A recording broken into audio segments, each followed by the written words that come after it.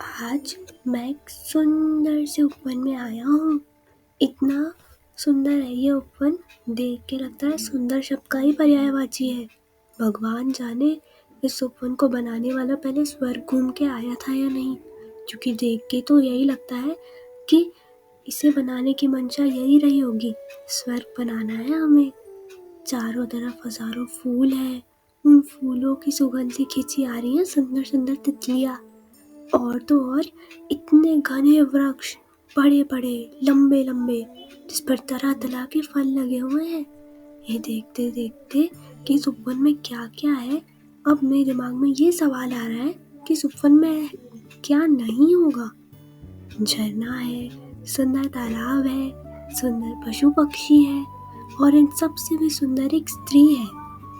सोचने की बात तो ये है कि इतनी सुंदर जगह पर होने के बाद भी वो स्त्री रो क्यों रही है, कुछ समझ में नहीं आ रहा।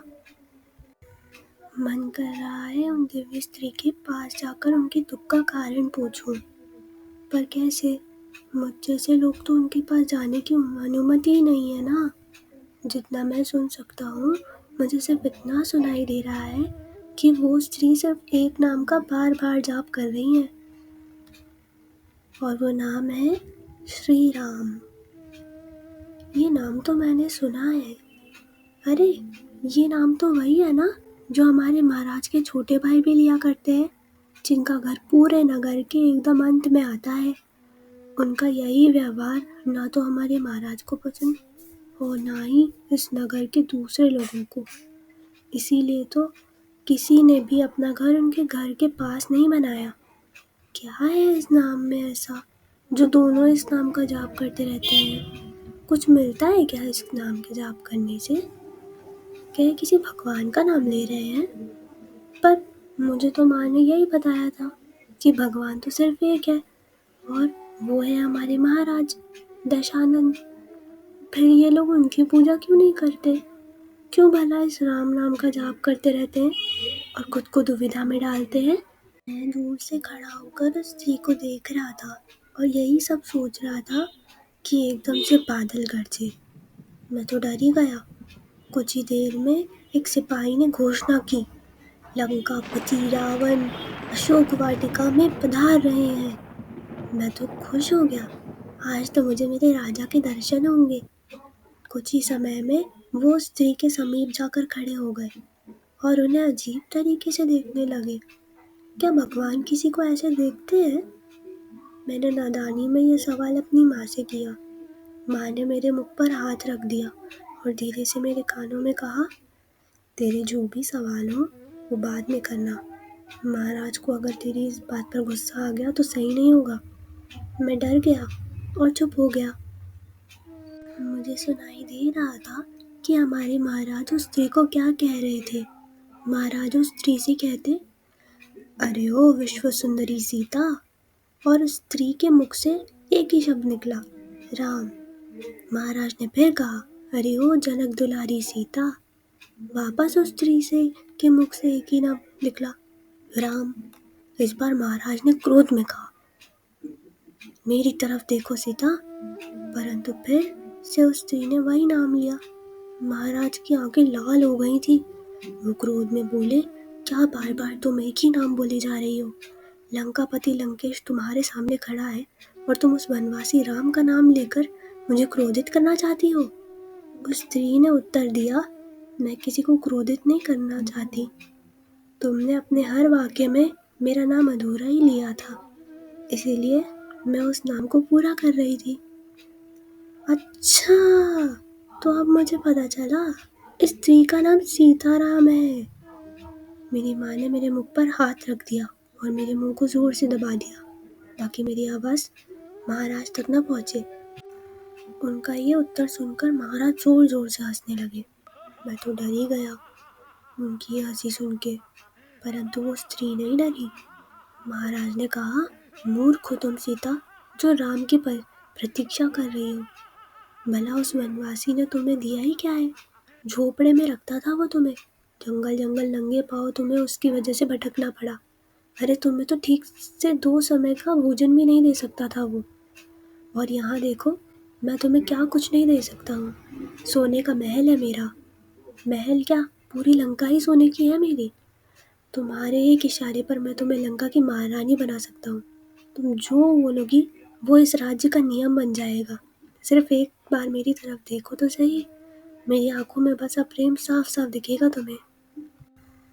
वो स्त्री कुछ समय तक चुप रही। फिर उन्होंने कहा, आपने सही कहा।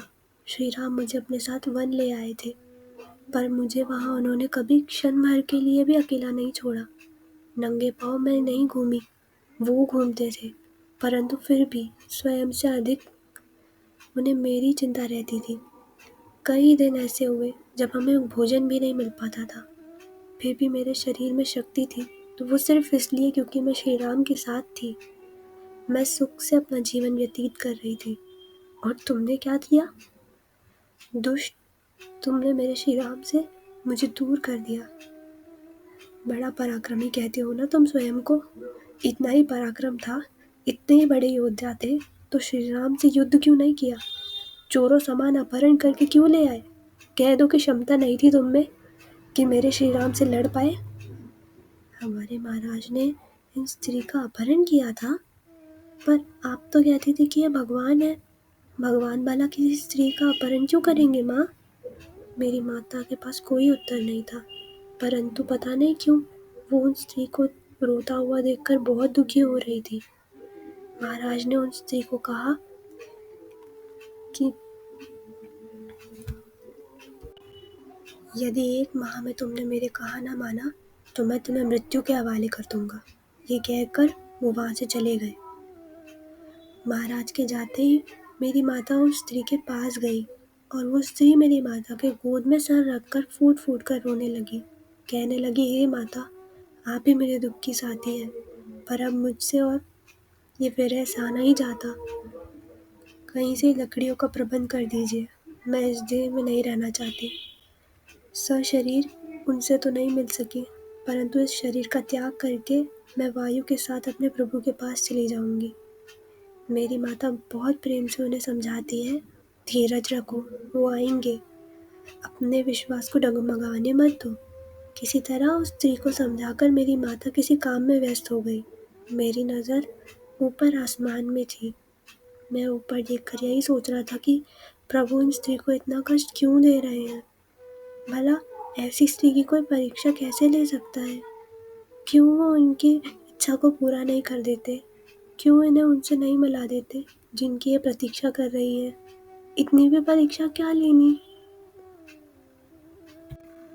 आसमान से हटके मेरी नज़र उस वृक्ष पर पड़ी जिसके नीचे वो स्त्री बैठी हुई थी।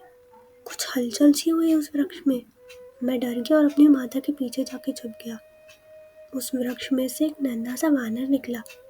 वो स्त्री को देखकर दुखी हो रहा था। फिर नीचे उतरकर वो वानर कुछ अलग सा दिखने लगा। उसने अंगूठी दी शायद उस स्त्री को, परंतु लगता है अभी भी उन स्त्री को किसी बात की चिंता है, और शायद उसी चिंता को दूर करने के लिए उस नन्हे से वानर ने विकराल रूप ले लिया। इतना बड़ा भी कोई वानर होता है क्या माँ? मेरी माता ने कहा, दिख तो रहा है बेटा, होता ही होगा।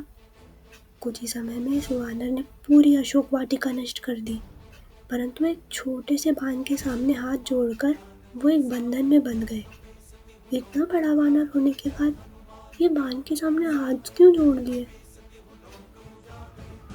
फिर मुझे पता चला कि इस वानर को ना महाराज के महल लेकर गए हैं।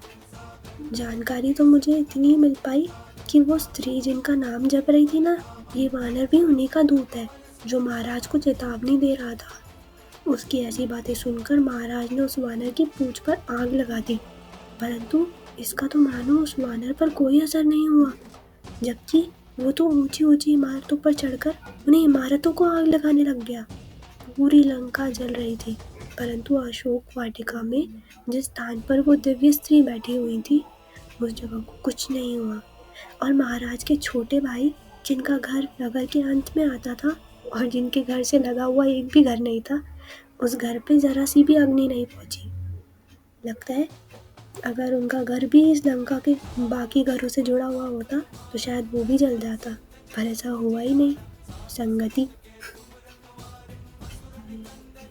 ये सब देखकर एक बात तो मैं समझ चुका हूँ, महाराज कोई भगवान नहीं है। अरे भला कौन सा भगवान अपने राज्य को जलते हुए लेकर बाल्टी में पानी लेके दौड़ता है? देखो तो जरा इन्हें। और कौन सा भगवान भला किसी स्त्री को ऐसे अपहरण करके उन्हें दुख देता है?